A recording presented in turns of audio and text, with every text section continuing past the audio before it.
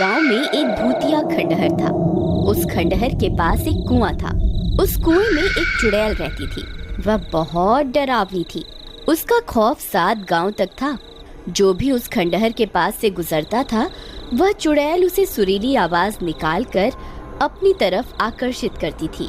ए राजा, कहाँ जा रहे हो?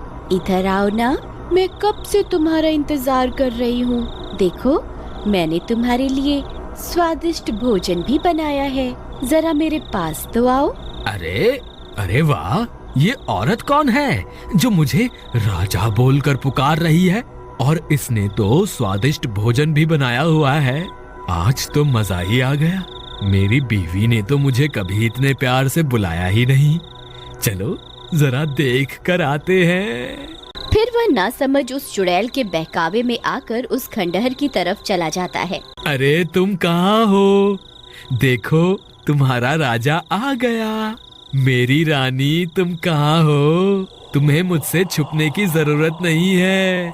मुझसे शर्माओ मत। राजा जी, मैं यही हूँ, मुझे ढूंढो।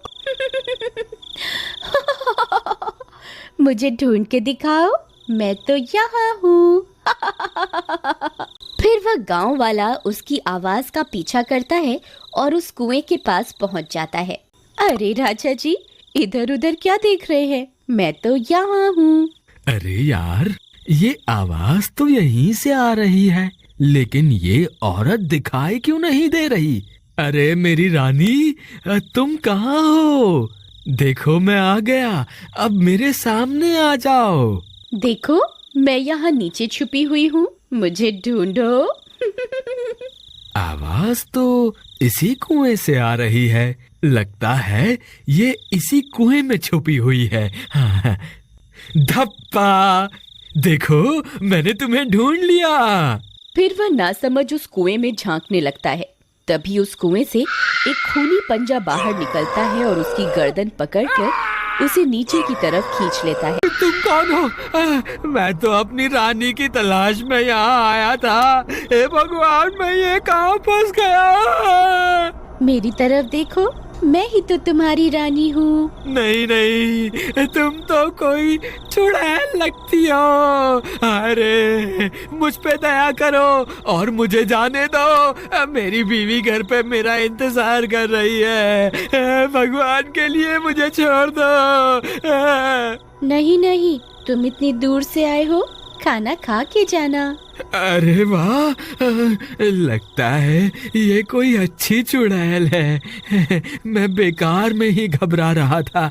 जी जरूर, खाना खा के ही जाएंगे। वैसे चुड़ैल जी, आपने खाने में क्या बनाया है? अभी तो खाना बनाना है।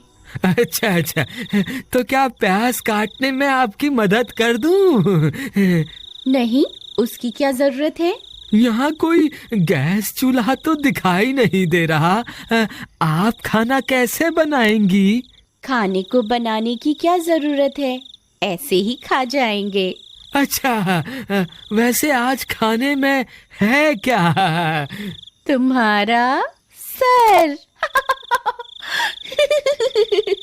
अरे मर गए रे, ये तो मुझे ही खाने की बात कर रही है। हे भगवान, ये आज मैं कहाँ फंस गया? आज रात के खाने में मैं तुझे ही खाऊंगी। इतना बोलकर वह चुड़ैल कुएं में बनी गुफा के अंदर चली जाती है। फिर रात होने पर, देवर जी, इतनी रात हो गई, ये अभी तक घर नहीं आए। मुझे तो इनकी बहुत फिक्र हो रही है। भाभी, आप घबराइए मत, मैं अभी जाकर भैया को ढूंढ कर लाता हूँ। फिर महेश अपने भैया की तलाश में इधर उधर भटकने लगता है। रामू भैया, आप कहाँ हैं? रामू भैया, क्या आप मुझे सुन पा रहे हैं? यहाँ तो रामू भैया का कोई नामो निशान नहीं है। अब उन्हें कहाँ ढूंढूं? फिर उसकी नजर उस कुएं के पास पड़े गमछे की ओर जाती है। अरे, ये तो भैया का लगता है। कहीं भैया इस कुएं में तो नहीं गिर गए? अरे मर गए रे, ये तो वही भूतिया कुआं है जिसके बारे में लोग बातें किया करते हैं। हे भगवान, अब क्या होगा रामू भैया का? फिर वह जोर जोर से अपने भैया को पुकारता है। रामू भैया, आप कहाँ हैं? क्या आप मुझे सुन पा रहे हैं? अरे ये तो मेरे छोटे भाई की आवाज है। लगता है वो मेरी तलाश में यहाँ आया है। अरे वाह, ये तो मजा ही आ गया। ये शिकार तो खुद ही यहाँ चल कर आ गया। चुड़ैल फिर से अपनी सुरीली आवाज निकालती है। आओ राजा जी, मैं कब से आपका इंतजार कर रही थी। जल्दी आइए, मैंने भोजन भी बनाया हुआ है। अगर देर हो गई तो भोजन ठंडा हो जाएगा। अरे ये मधुर आवाज किसकी है? ये मुझे राजा क्यों बुला रही है? तुम कौन हो? राजा जी, मैं आपकी रानी हूँ। मैं कब से आपका इंतजार कर रही हूँ। मैं यहाँ इस कुएं में हूँ। अरे नहीं महेश, ये कोई रानी वानी नहीं है। तुम इसके झांसे में मत आना। ये एक चुड़ैल है। अगर तुम इस कुएं के पास आए तो ये तुम्हें अंदर खींच लेगी। तुम इस कुएं में झांक के मत देखना। अरे ये तो रामू भैया की आवाज है। मर गए रे। रामू भैया तो चुड़ैल के शिकंजे में है। अब मैं क्या करूं? तेरी इतनी हिम्मत! तेरी वजह से मेरा शिकार मेरे हाथ से निकल गया। अब तुझे नहीं छोड़ूंगी। हे चुड़ैल जी, मुझे माफ कर दो।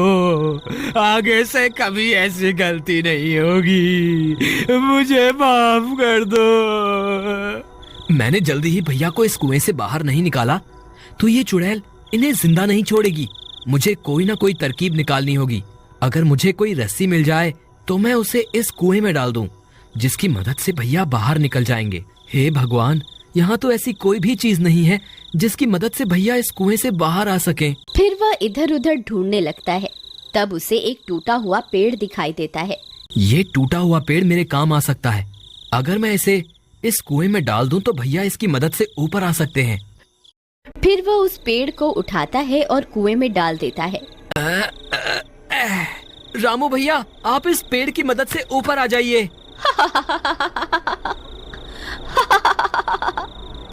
तेरे नासमझ भाई को क्या लगता है मैं तुम्हें इस पेड़ पर चढ़कर इस कुएं से बाहर जाने दूंगी?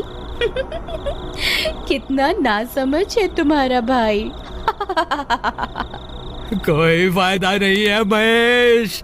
ये चुड़ैल मुझे इस कुएं से बाहर नहीं आने देगी। तुम अपनी जान बचाओ, नहीं तो ये तुम्हें भी इस कुएं में खींच लेगी। अब क्या करूं? कोई और रास्ता निकालना होगा।